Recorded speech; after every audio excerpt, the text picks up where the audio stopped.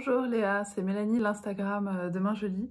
Je suis ravie de t'interviewer aujourd'hui car j'ai énormément aimé ton dernier roman qui s'appelle Le Grand Art.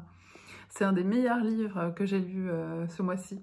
Et ce que j'ai aimé, c'est la manière dont tu t'empares du sujet du marché de l'art, du monde de l'art, avec ces commissaires-priseurs stars, ces ventes spectaculaires, pour en faire le sujet d'un roman drôle et passionnant.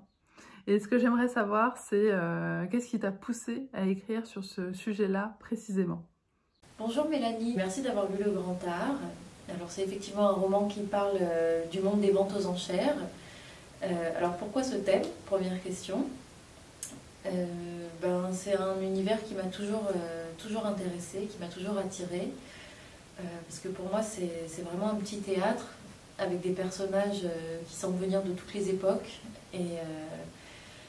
Et c'est un monde qui est à la fois spectaculaire, avec des grandes ventes qui brassent des millions, des milliards, et à la fois extrêmement intime, puisqu'il y a la vie de personnes qui est projetée sur le devant de la scène, avec, quand on a une succession, il y a tout l'inventaire de tous les meubles, de tous les cuillères, des fonds de tiroir de quelqu'un qui passe sur l'estrade. Donc là, c'est plein phare sur des objets qui ont appartenu à différents propriétaires, qui sont passés de main en main, de mémoire en mémoire. Et voilà, c'est le destin de ces objets et le spectacle qui l'entoure qui me fascine. Et pourquoi maintenant? Parce que c'est un monde qui est en pleine mutation, qui est voué à être complètement transformé avec Internet et les réseaux sociaux et les enchères en ligne. Et donc, c'était pour moi le moment de faire une investigation un peu plus poussée sur la question et donc d'en écrire un livre. Dans ton livre, il y a un personnage qui m'a beaucoup fait rire, c'est le personnage de Paul Vivienne, le commissaire-priseur. J'aimerais savoir si c'est un personnage qui existe dans la vraie vie ou si tu l'as monté de toutes pièces. Alors Paul Vivienne, c'est le héros du roman. C'est un commissaire-priseur en fin de carrière qui a tout vendu, tout vu, tout entendu et qui est complètement blasé, un peu cynique, jusqu'à ce qu'il découvre au fin fond d'une chapelle toscane un tableau d'église de la Renaissance. Et on ne sait pas pourquoi, tout à coup ce tableau lui donne envie de croire, lui donne envie de remonter sur scène, de faire le show, de faire monter la cote de cet artiste inconnu. Et donc ça c'est l'histoire du livre. Alors est-ce que j'ai inventé le personnage? Oui, complètement. Mais j'aime bien ton expression créée de toutes pièces parce que c'est exactement ce que j'ai fait. J'ai pris plein de petites pièces de gens qui existent réellement, des commissaires-priseurs que j'ai rencontrés. Alors il y avait plein de profils différents, des bourrus, des blasés, des sympathiques, des cupides, des pressés, enfin toute une palette de personnes. Et puis je me suis aussi inspirée de commissaires-priseurs qui ont écrit des mémoires ou des biographies, comme Maurice Reims, que j'aime beaucoup, et ce que j'aime beaucoup ce qu'il écrit, ou comment il s'appelle, Simon de Pury, plus récemment. Et puis aussi, bien sûr, je me suis inspirée de personnes de mon entourage pour créer quelqu'un qui est un peu dépassé par le monde dans lequel il vit, qui cherche sa place, qui ne la trouve plus forcément, qui se voit vieillir. Tout ça, oui, il y a un aspect drôle et un aspect poétique